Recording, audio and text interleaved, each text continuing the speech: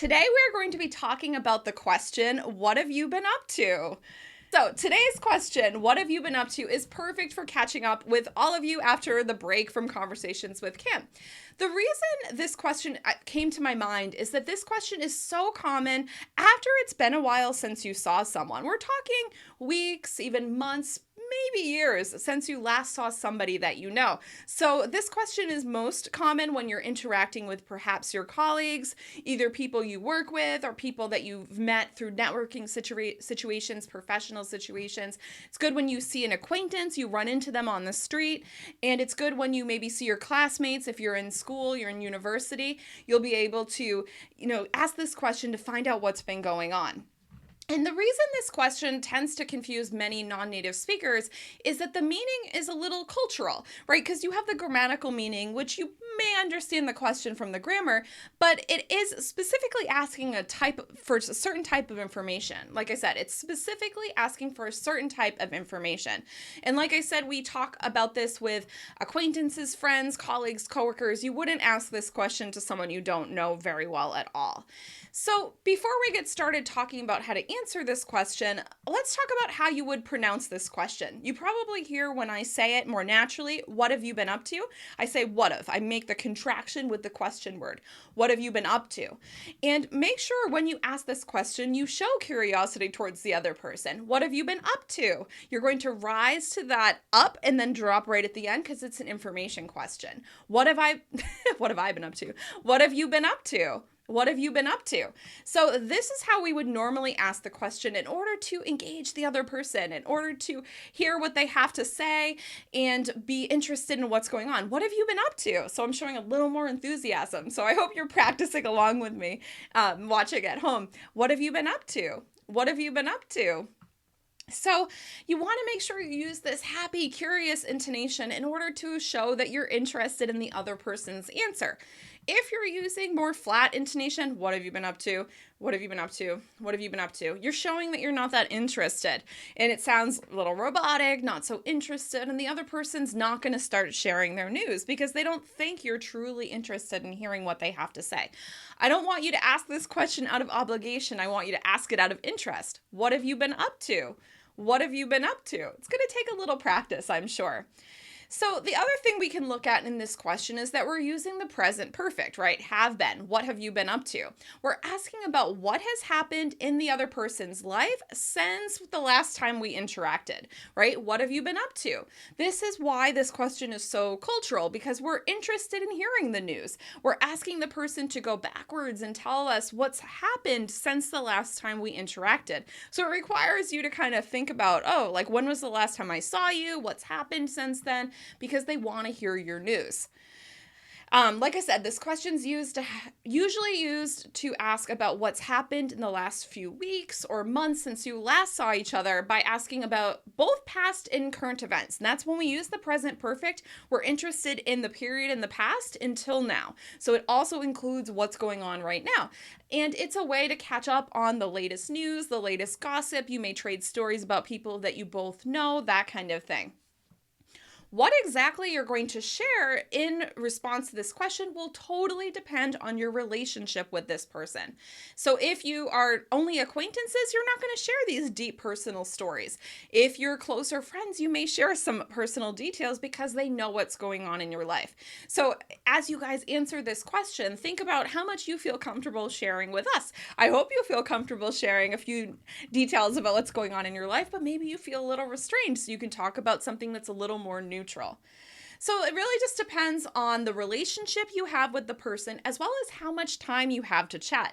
If you run into somebody randomly on the street, in a store, at a cafe or something like that, you may not have a chance to talk about all of the news. So you may be more selective about the information you share. But if you're meeting up, you've planned to meet up, you're hanging out at the cafe, at a park, you're doing something together, you're having a chance to go for a walk and really talk, then you're going to share more details. So the amount of information you share depends on the person as well as how much time you have to interact. So a lot of times people will say, how much time do you have? Because maybe there's a lot of news that they want to share with you.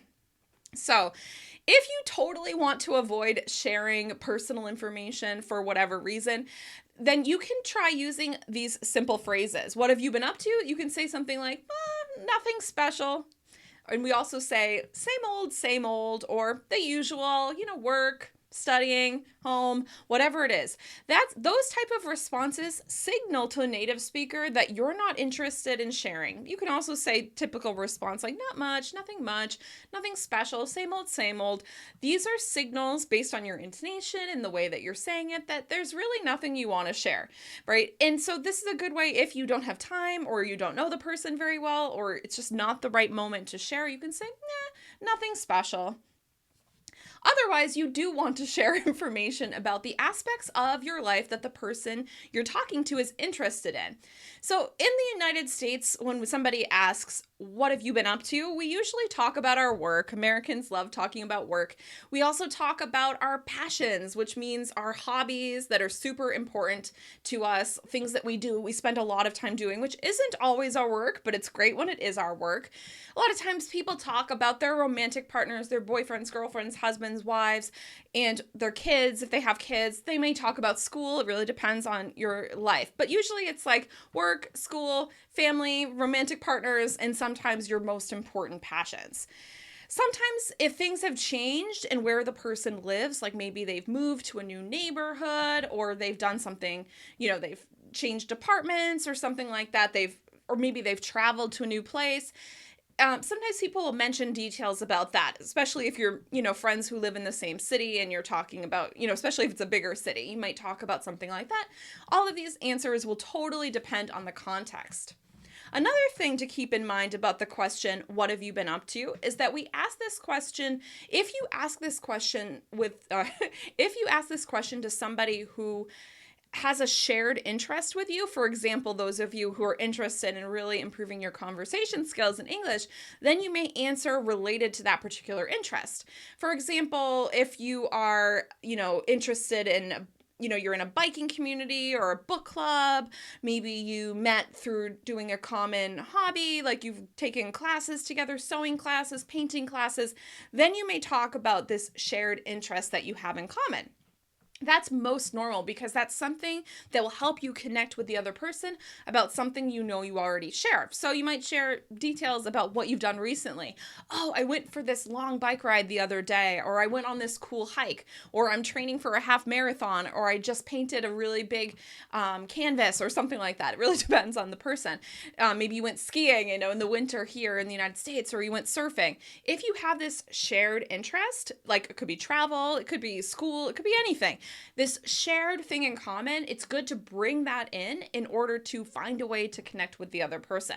So that's super common when someone says, what have you been up to? If you're kind of casual acquaintances through this hiking community, for example, you'd mention a hike because it gives something neutral, something you both can talk about. So that's where you can be a little creative with the conversation. Like, how can you give the person the information they're most interested in hearing about you?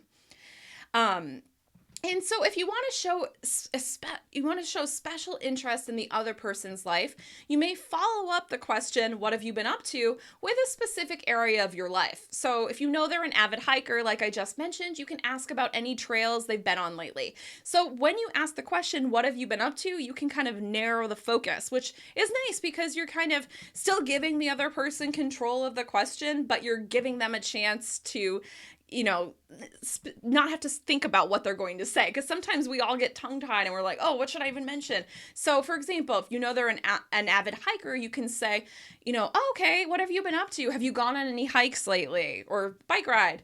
What have you been up to? Where did you go on a ride this weekend? Or what have you been up to? What's your favorite book? It really depends on your shared interest. It depends on the time of year. Like if you're classmates at school, you're studying in college or grad school, you can say, what have you been up to? What did you do this summer? What have you been up to? This winter was brutal. And then you're kind of narrowing the conversation so that the person can start to share specific details and then the conversation can evolve from there. That's being a little more generous because you're giving the person a chance to not have to think. They get to answer specifically what you asked them, and then they can start evolving the conversation and sharing other details. So you'll notice a lot of times people will follow up, what have you been up to, with more details that will help you learn more about the other person. So, yeah, so that's a great question to ask. Okay, so the other thing I want to show you guys is that there are other variations to this question. So, these are some other variations you may hear of what have you been up to. So, you may hear someone say, "What have you been up to lately?" or "What have you been up to recently?" When people ask, "What have you been up to lately?" and "What have you been up to recently?" they're really trying to narrow it down to this most recent point of time. Obviously, when we use the present perfect, we're implying that we mean recently or lately, but I just want to give you more options to understand this question. What have you been up to lately? What have you been up to recently? Especially if it's been a few years, you may not want to know what's happened, in the past 3 years since you saw each other. You may want to focus the information to what's happening lately, like what's been happening in more recent to now. So that's something to keep in mind. And then if you want to focus your attention on other aspects, you may ask this question, "What have you been up to today?" Right? So this question, "What have you been up to today?" is most common when you are interacting at work or something like that. So, think about it. You spend 8, 6, 8, 10, depending on the workplace. You spend 8 hours at work, more or less. And so you may see someone in the morning, and then you may see them when you're leaving later on in the day. You're taking a coffee break, and you may ask them, "What have you been up to today?" So then you're specifically talking about today. I think this is slightly less common, but I just think you may hear it at some point. So I want to make sure that you know that that's a question you can ask as well. And another variation, "What are you up to?" So, what are you up to? What are you up to means right now. So when we say something like, "What are you up to?" if I run into someone on the street and I say, "Oh, what are you up to?" I want to know what they're in the process of doing, like where they're going, if they're running errands, they're going, to go to a cafe, they're going to a movie, I don't know, just making up stories here. But people will ask, "What are you up to?" to know what's happening right now, like close to the present moment, because they want to know, what are you doing? Or maybe when someone says, "Hey, what are you up to? Do you want to go have some tea?" or something like that. "Do you want to go to a movie?" They're asking, "What are you doing right now?" so we can make plans. So it's not exactly the same question, because you're not inquiring about the past and bringing it to the future or to the present and then into the future. "What are you up to?" is specifically inquiring about right now. So those are some questions to keep in mind. Some other variations of the questions which you may hear people ask are, "What's new with you?" and "How are things going?" Right? So these are such boring questions, but they're questions people ask. What's new with you? We want to know what's happening in your life right now, right? What's new with you? What's new since the last time we met? So what's new with you is very similar to what have you been up to if it's been a short time since you saw the person. And how are things going? People may be more specific than things like, how's work going? How's life going? How's your family, how are things with your family going? How's your relationship going? People may fill in things, but how are things going is such an easy way to just inquire about the other person. The reason I'm giving you all of these variations of these questions is I really want you to sound more fluent, like sound more like a native speaker, sound more natural, obviously, because we use these questions. You don't want to just always ask, "How are you? How are you doing? How's it going?" Try to include some variety based on the interaction that you're having with the person. This is totally going to make it more interesting to have that conversation with you. It really does help you sound more like a native speaker if you're using these questions in the right situation. I think a lot of times people sometimes try to throw in questions they don't understand, and that's why I created this series. I want you to make sure that you're asking the right questions for the right situation. Another thing you may hear people ask, instead of "What have you been up to?" they say, "What have you been up to this week, this weekend?" If you run into someone on Sunday, they might ask about your weekend, "this month." So you may hear people specify the period of time beyond today. So all of these questions allow the person to decide how much information they want to give, a lot of information or a little information. Like I said, with "What's new with you?" and "How are things going?" these are kind of vague questions. They allow the other person to share as much or as little information as they want. So that's why these are good questions to ask. The other person kind of takes control and decides how much they want to share. Like I said a moment ago, if you want to specify what kind of information you want, then you can, name the particular shared interest or thing in common to get them to talk about that. That can be helpful as well.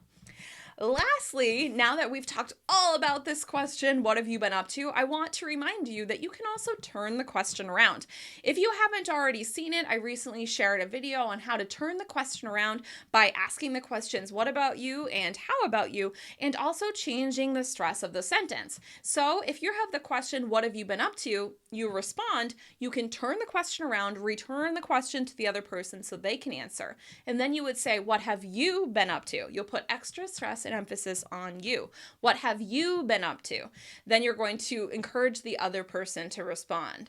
So that's a great way to just turn the question around, be asking the same thing. Maybe you feel like you're being interrogated and you want them to share. So you can be sure to turn the question around and ask the other person what they've been up to so they can start to share. And of course, I always love to talk about how we can keep the conversation going. And the way you would keep the conversation going is to be sure to ask additional questions about the information the person volunteers. So you're going to ask questions, ask for a little more detail, show interest in what the other person is sharing. So that's the best way to keep the conversation going so that you're able to, keep asking questions.